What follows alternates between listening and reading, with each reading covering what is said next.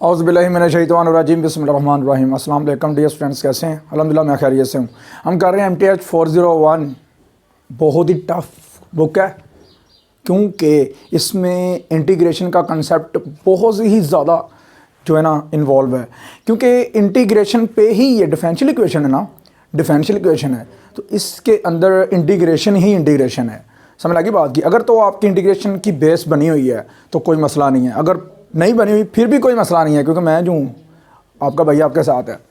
तो सबसे पहले मैं एक ही बात कहूँगा आपको कि थोड़े से बेसिक कंसेप्ट आप क्लियर कर लें अपने इंटीग्रेशन के, ठीक है, डिफरेंशिएशन के और इंटीग्रेशन के। कोई डिफरेंशिएशन अगर आती है तो इंटीग्रेशन आती है, समझ लगी ना बात की? क्योंकि एक दूसरे के ये उलट हैं, एक दूसरे के रेसिप्रोकल हैं।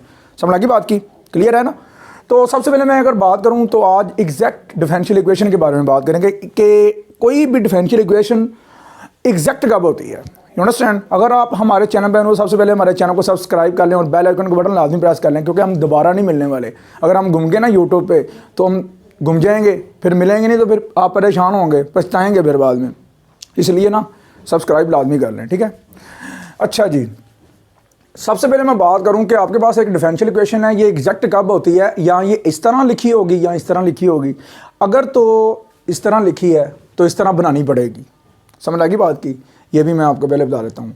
फिर क्या करना है, अगर आपको क्विज़ में पेपर में m की वैल्यू और n की वैल्यू दे दी जाती है और वो कहता है कि फंक्शन निकालो, सिंपल फंक्शन निकालो, किस तरह निकालोगे? तो याद रखना ये फॉर्मूला उसका f of x comma y is equal to minus m x comma y divided by n x comma y. समझ लगी बात की? ये जो फॉर्मूला यूज़ करके आपने फंक्शन निकालना है। ओके, ये छोटे छोटे फॉर्मूलाज हैं जो क्विज़ में पूछे जाते हैं, ये भी और ये भी। और एग्जैक्ट का तो लाजमी पूछा जाता है ना, इक्वेशन देके एग्जैक्ट बताओ कि ये इक्वेशन एग्जैक्ट है या नहीं, ठीक है जी? तो then following condition satisfy partial m over partial y। आपने क्या करना है, जो m वाली टर्म होगी ना, m वाली टर्म ये वाली, ठीक है ना, ये देखो, ये जो m वाली टर्म होगी उसे आपने with respect to y partially differentiate करना है, और जो n वाली होगी उसे पार्शियली डिफरेंशिएट x के हिसाब से करना है। और दोनों के आंसर सेम आने चाहिए, दोनों के आंसर सेम आने चाहिए। इसे हम ऐसे भी लिख सकते हैं m y माई और n x, मैंने तो ऐसे याद किया था, m y my is equal to nix n x, ठीक है ना, निक्स याद रखा था, तो ऐसे आपने भी याद रखना है। And where partial f over partial x is equal to m function, और पार्शियल y के हिसाब से करोगे तो n फंक्शन, ठीक है ना? तो ये छोटे छोटे फॉर्मूलाज हैं जो आपने याद करने हैं। मेथड ऑफ सॉल्यूशन की तरफ देख लेते हैं। ये है इंपॉर्टेंट चीज़। अगर तो ये दोनों की पार्शियल डिफरेंशिएशन जुज़वी तौर पे पार्शियल आप कर रहे हो, डिफरेंशिएट कर रहे हो, अगर तो इक्वल आंसर आता है तो देन ये एग्जैक्ट होती है। इसे हम ऐसे भी लिख सकते हैं, ये मैंने आपको पीछे भी बताया, ठीक है ना, कि m वाला फंक्शन होगा उसे आपने पार्शियली डिफरेंशिएट करना है with respect to y, n वाले को विद रिस्पेक्ट टू x। आगे एग्जांपल में करेंगे, ज़्यादा क्लियर हो जाएगा। तो दोनों के अगर आंसर सेम आते हैं तो एग्जैक्ट इक्वेशन होती है। ये क्विज में पूछी जा चुकी है, शॉर्ट में पूछी जा चुकी है, लॉन्ग में भी आती है, ठीक है ना। ये लॉन्ग क्वेश्चन है लेकिन क्विज़ के तौर पर मैं ये चीज़ें बता रहा हूँ छोटी छोटी। एग्जाम्पल नंबर 1 है, इनिशियल कंडीशन उसके दी है y of 0 is equal to 3 के लिए, और देखो ज़रा एग्जाम्पल ये दी हुई है। अब ये एग्जाम्पल से आपने क्लियर करना है सारा ये वाला पिछला टॉपिक, नहीं तो आपके ऊपर से नहीं, बहुत ऊपर से गुजर जाएगा, ठीक है? ध्यान से ये देखो, dx के साथ जो रकम लिखी होती है ना, जो वैल्यू लिखी होती है बच्चे, वो बेसिकली ये देखो ज़रा, dx के साथ क्या लिखा हुआ था, m, क्या लिखा हुआ था, m। वो बेसिकली क्या होती है देख लें, वो होती है आपके पास m, ठीक है? वो आपने m के नाम लेट कर लेनी है, ठीक है ना। m is equal to 3x square y plus 2। Okay, उसके बाद जो लिखी होती है ना dy के साथ, वो होती है n, क्या होती है n। तो वो आपके पास dy के साथ क्या लिखा हुआ है, एक्स क्यू प्लस वाई। देख लो, इसका नाम आपने 2 कह देना, ऊपर वाले का 1, नीचे वाले का 2। You understand? अब करते हैं partially differentiate with respect to x और y के हिसाब से।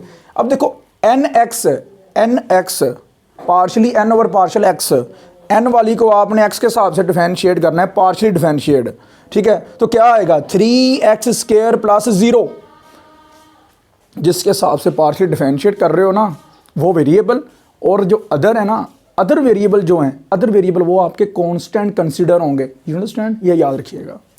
तो देखो ज़रा, partial differentiate 2 with respect to x, करो ज़रा x के हिसाब से, तो y तो 0 हो गया, ये पावर रूल लगा 3 शुरू में और उसमें से एक कम कर दिया तो 3x²।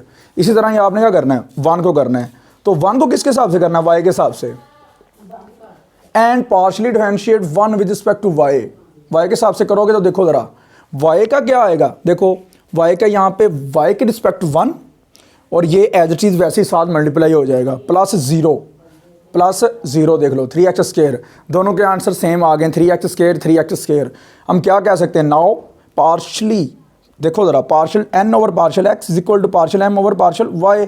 It is exact differential equation. It is exact differential equation तब होती है जब दोनों आंसर सेम आएंगे। ये आपको क्विज़ में पूछे जा चुके हैं क्वेश्चंस ये वाले, ठीक है, ये याद रखिएगा। ओके जी डियर स्टूडेंट्स, अगर हम आगे बात करें तो ये एक मज़े की तकनीक है, वो आपने अडॉप्ट करनी है, ठीक है, ध्यान से अडॉप्ट कीजिएगा और इस तरह ही कीजिएगा जिस तरह मैं करने लगा हूँ। आपका गलती के चांसेस, मिस्टेक के चांसेस ज़ीरो हो जाएंगे इस तकनीक को अगर अपनाओगे तो, ठीक है। चलें स्टार्ट करते हैं। सबसे पहले करना क्या है, आपने जो m वाला फैक्टर है ना, m वाला फैक्टर, उसे आपने dx के हिसाब से इंटीग्रेट करना है। क्या करना है, dx के हिसाब से इंटीग्रेट करना है। फिर आपने करना क्या है, n वाला जो फैक्टर है, ऐसा फैक्टर जिसमें x एग्जिस्ट नहीं करता, जिसमें x नहीं आता, मल्टीप्लाई या डिवाइड नहीं हो रहा, वो वाला फैक्टर आपने पिक करना है, ठीक है। तो मैंने कैसे सेट किया है, term of n free from x, उसे आपने y के रिस्पेक्ट इंटीग्रेट करना है, equal to c is any constant. You understand ना। देखो ज़रा पुटिंग वैल्यूज़, इसमें मैं वैल्यू पुट कर रहा हूँ, तो m की वैल्यू मेरे पास क्या थी, 3x² y प्लस 2, तो dx वैसे ही आ गया फॉर्मूले के हिसाब से, ठीक है। तो term of n free from x, कौन सी ऐसी टर्म थी जो कि x के साथ मल्टीप्लाई भी नहीं हो रही थी, ना डिवाइड हो रही थी, ना उसके साथ कोई x डिवाइड हो रहा था, वो थी ओनली y। तो y यहाँ पे आ जाएगा, ठीक है, dy इक्वल टू c। तो अब आपने क्या करना है, यहाँ पे 3 और y जो है ना वो आपका कांस्टेंट, वो स्टार्ट पे चला जाएगा और x की इंटीग्रेट करोगे 2+1 और यहाँ पे 2 भी कांस्टेंट है। तो कांस्टेंट की जो इंटीग्रेशन होती है ना, उसका रिस्पेक्ट देख लेते हैं, क्या रिस्पेक्ट इसका, x है, तो यहाँ पे 2x आ जाएगी, ठीक है ना। 2 स्टार्ट पे चला जाता है, दरमियान में 1 बचेगा, 1 की इंटीग्रेशन x के रिस्पेक्ट x आ जाएगी, ठीक है, प्लस y का स्केयर। हाँ जी, ये कैसे होगी, y की पावर 1 है, 1+1, तो वही आप डिवाइड कर दोगे, y का square by 2 equal to c आ गया। ओके हो गया, 3 के साथ 3 कैंसिल कर देना। ये देखें एग्जैक्ट बिल्कुल आंसर आया आपके हैंड आउट्स वाला। ओके, आगे एग्जांपल है, एग्जांपल आपके पास 2, ये दी गई है एग्जांपल की वैल्यूज़, ठीक है ना। तो जो dx के साथ होता है वो आपका कौन सा फैक्टर होता है, m का, ठीक है। जो y के साथ होता है, dy के साथ, वो होता है आपका कौन सा, n का, ठीक है। तो लेकिन m को आपने किस तरह पार्शियली डिफरेंशिएट करना होता है, वो करना होता है y के रिस्पेक्ट। तो y के रिस्पेक्ट करोगे, यहाँ पे y के रिस्पेक्ट करने जाओगे तो y के रिस्पेक्ट 1 आ जाएगा, यहाँ पे ये एज इट इज़ 7 मल्टीप्लाई हो रहे हैं, वैसे 7 आ जाएंगे। और ये देखो 2y हो जाएगा, 2 स्टार्ट पे चलेगा, पावर लगेगा और sin x वैसे आ जाएगा। ओके हो गया, तो ये आपका बनेगा 2 sin x cos x plus 2y sin x। अब एक बात याद रखिएगा, आपका nx का आंसर भी यही आना चाहिए, फिर ये एग्जैक्ट होगा, अदरवाइज नहीं, ठीक है। तो देखो ज़रा अब क्या होगा, dy जो dy के साथ मल्टीप्लाई हो रहा है वो आपका n फैक्टर होगा, sine square x minus 2y कोज x। तो यहाँ पे आप पार्शियली डिफरेंशिएशन करोगे x के रिस्पेक्ट, तो x के रिस्पेक्ट करने जाऊँगा तो यहाँ पे पावर लगेगा, 2 शुरू में चला गया, 2 sin x।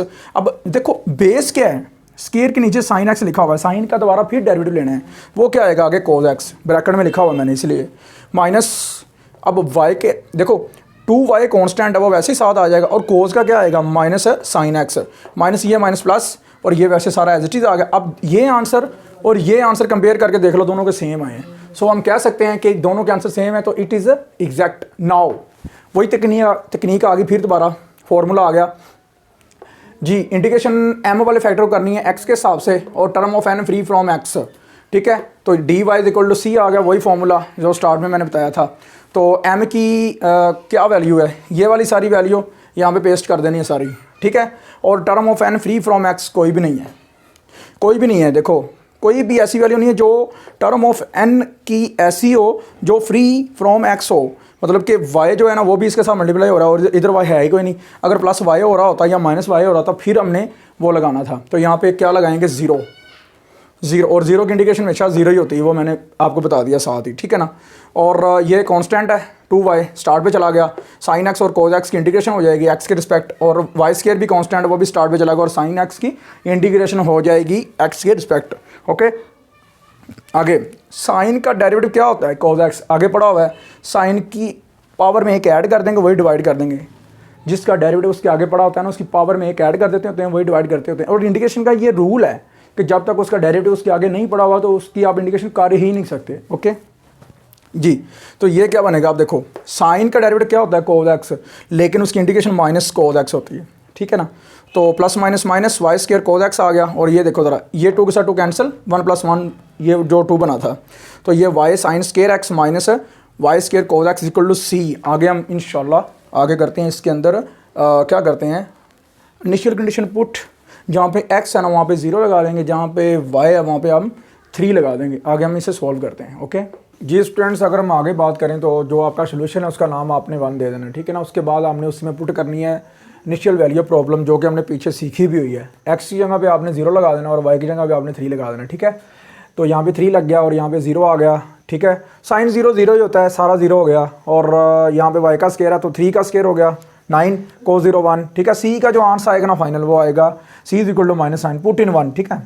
पुट इन 1 कर दोगे पीछे, और यहाँ से ना माइनस कॉमन ली हुई है आपके हैंडआउट्स में, तो जो माइनस में वैल्यू है वो प्लस हो जाएगी और जो प्लस में है वो माइनस में हो जाएगी, और ये माइनस और ये -9 ये आपके पास ना माइनस कट जाएगी दोनों साइड से। ये आपका फाइनल आंसर आ गया। एग्जाम्पल नंबर 3 की बात कर लेते हैं। सबसे पहले जो आपके पास वैल्यू है dx के साथ वो आपने m क्या देना है, उसे partially differentiate with respect to y करना है, ठीक है। तो y के हिसाब से जब डिफरेंशिएट करोगे, ये अपना डेरिवेटिव खुद होता है, लेकिन पावर का आगे दोबारा फिर लोगे 2 आएगा तो वो 2 आएगा, ठीक है, 2 आएगा। और यहाँ पे प्रोडक्ट रूल लगेगा क्योंकि दो वैल्यूज़ मल्टीप्लाई हो रही हैं, तो y का डेरिवेटिव लोगे पार्शियली वो 1 आएगा, ये एज इट इज़ आ गया। अब क्या करोगे, y एज इट इज़ और cos का डेरिवेटिव लोगे वो -sin x y आएगा। ओके अब क्या करेंगे, एंगल का दोबारा फिर लेंगे, दोबारा एंगल का लोगे एक्स वाई है, तो अब देखो आप y के रिस्पेक्ट डेरिवेटिव ले रहे हो, y का 1 हो जाएगा, x एज इट इज़ आ जाएगा। अब इसे दोनों को मल्टीप्लाई कर दो, ये आपके पास फाइनल जो है ना ये आपका पार्शियली डिफरेंशिएशन आ गई इसकी। अब क्या करोगे, आप dy के साथ जो फैक्टर है वो आप n कह दोगे, उसी तरह ही आप इसका x के रिस्पेक्ट करोगे तो क्या आएगा 1, तो ये वैसे ही आ गया। और देन यहाँ पे प्रोडक्ट रूल लगेगा, x का डेरिवेटिव लोगे वो 1 आएगा, और ये एज इट इज़ वैसे ही आ रहा है, plus x as it is, और कोस का लोगे तो वो आएगा -sin x y। एंगल का दोबारा फिर लोगे तो एंगल x के रिस्पेक्ट जा रहे हो, x का 1 और y as it is, plus 2y है। x का डेरिवेटिव मतलब x के रिस्पेक्ट लोगे ना यहाँ पे डेरिवेटिव 2y का, तो वो 0 आएगा क्योंकि एज इट कॉन्सिडर आपने क्या करना है, कंसिडर आपने y को कंसिडर यहाँ पे कॉन्स्टेंट करना है, ठीक है। अब ये मल्टीप्लिकेशन करने के बाद ये आपके वो फाइनल आंसर आ गया। अब नोट करने वाली बात है, ये आंसर चेक करें सारा और ये चेक करें सेम है, तो हम कह सकते हैं so my is equal to nx, ठीक है ना, मतलब कि my is equal to nx दोनों बराबर आ गए, तो ये एग्जैक्ट है। नाउ फार्मूला वही लगेगा, इंटीग्रेशन m का फैक्टर dx के साथ से आप इंटीग्रेट करोगे और term of n free from x करोगे, dy is equal to c, ठीक है। यहाँ पे टर्म ऑफ n m की वैल्यू क्या है आपके पास, m की वैल्यू ये वाली सारी यही लगाई मैंने इसके अंदर dx के हिसाब से, प्लस अब term of n free from x, ये जो है ना वो मसला क्रिएट करती है। ये देखो यहाँ पे सारा x है तो ये फ्री फ्रॉम x है 2y ओनली, तो यहाँ पे 2y आ जाएगा, ठीक है। 2y की अब 2 जो कांस्टेंट स्टार्ट पे चला गया, y की पावर कितनी 1 है, तो इसकी पावर में एक ऐड कर दोगे, वही डिवाइड कर दोगे, तो ये y का डेरिवेटिव क्या बनेगा, यहाँ पे इंटीग्रेशन में बनेगी, वो बनेगी y का स्क्वायर बाई 2, 2 के साथ 2 कैंसिल। अब अगर मैं इसी तरह इधर बात करूँ मैं कि cos x की इंटीग्रेशन क्या बनेगी, sin x y, लेकिन जो जिसके रिस्पेक्ट आप जा रहे होते हो, आप x के रिस्पेक्ट जा रहे हो, y वहाँ यहाँ पे कांस्टेंट है वो बटे में चला जाता है, ठीक है ना।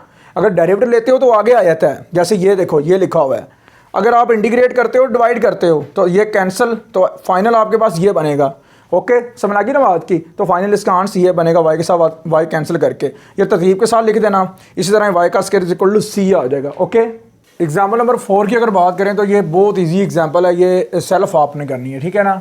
तो सबसे पहले dx वाली को हम फैक्टर को क्या करेंगे m, और dy को n, और इसे मैंने पार्शियल डिफरेंशिएट भी कर दिया y के हिसाब से, तो y की रिस्पेक्ट करेंगे तो 1 आएगा 2x, और इसका क्या आएगा 0 और ये 2x, तो ये एग्जैक्ट है, ये सेल्फ करनी है आपने, ठीक है ना, छोड़ रहा हूँ आपके लिए। एग्जाम्पल नंबर 5 है, टिपिकल है, इनिशियल वैल्यू प्रॉब्लम भी दी है, dx वाली को m कह देंगे, उसे पार्शियल डिफरेंशिएट करना है y के हिसाब से, सारा 0 -2 शुरू में चला जाएगा ना 2xy, -2xy है। इसी तरह ही dy वाली टर्म को हम कह लेते हैं n, तो वो क्या होगा 0 माइनस 2x, और ये y एज इट इज वैसे आ जाएगा -2xy।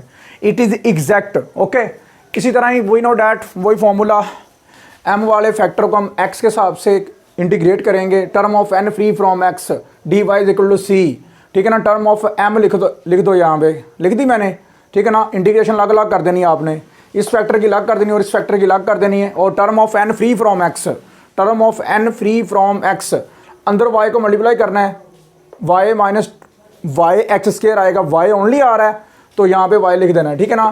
फिर y की इंटीग्रेशन करनी है, y की पावर 1 है। ये देखो ज़रा, सबसे पहले कोस की जो आपके पास डेरिवेशन आती है, डेरिवेशन जो है ना उसका डेरिवेटिव क्या बनेगा, वो बनेगा माइनस साइन एक्स, माइनस के साथ मल्टीप्लाई और डिवाइड, माइनस बाहर भी लिख दिया, माइनस अंदर भी लिख दिया। उसका डेरिवेटिव आगे पड़ा हुआ, उसकी पावर में एक ऐड कर देंगे, वही डिवाइड कर देंगे, minus Y square as it is वैसे ही आ गया।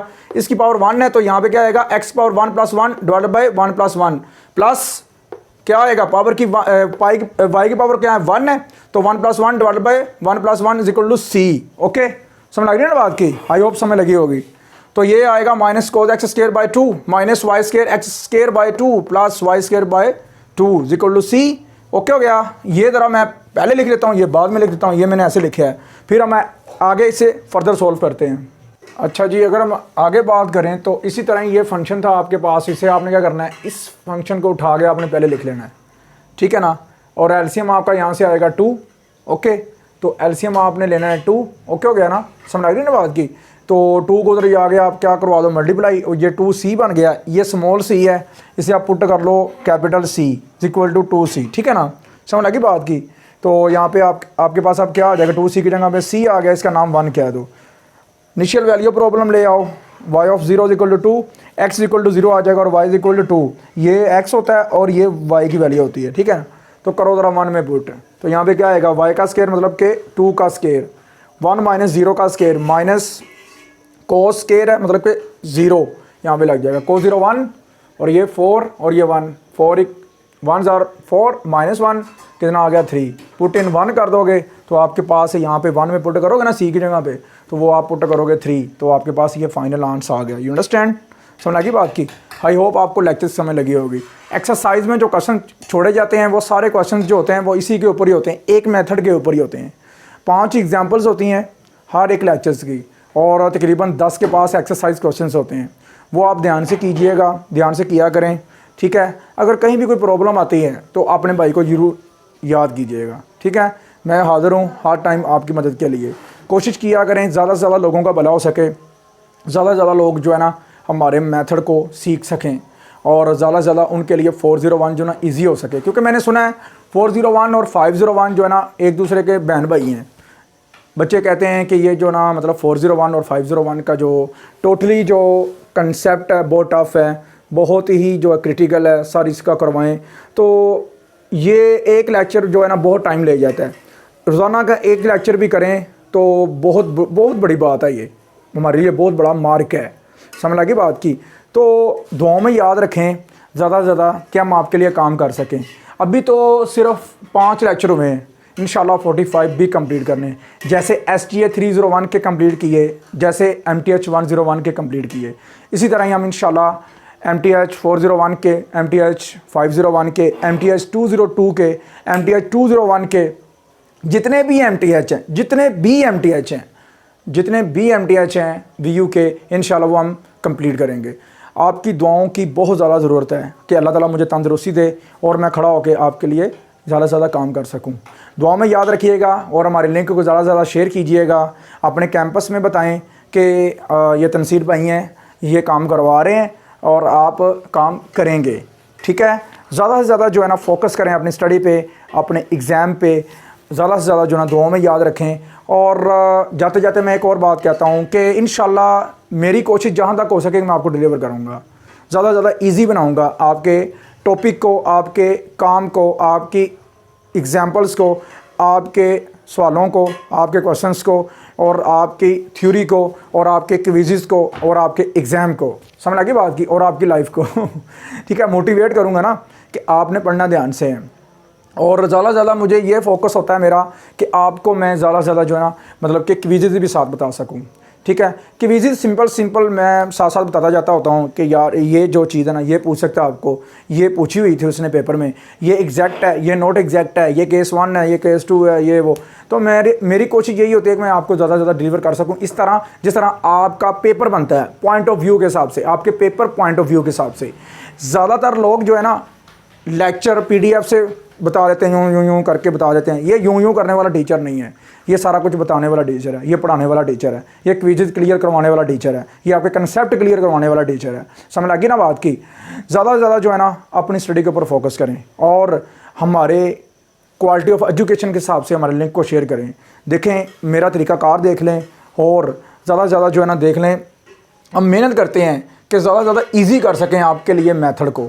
ज़्यादा से ज़्यादा जो देखो एग्जैक्ट इक्वेशंस आप PDF से देख के नोट कर लें और मेरा तरीक़ाकार नोट कर लें और देखें मैंने कितना इजी करके आपको डिलीवर किया है और वो तरीका देख लें, आपको पल्ले नहीं पड़ेगा। You understand. लेक्चर सुन के देख लें, VU के डॉक्टर्स हैं, लेक्चर सुन के देख लें।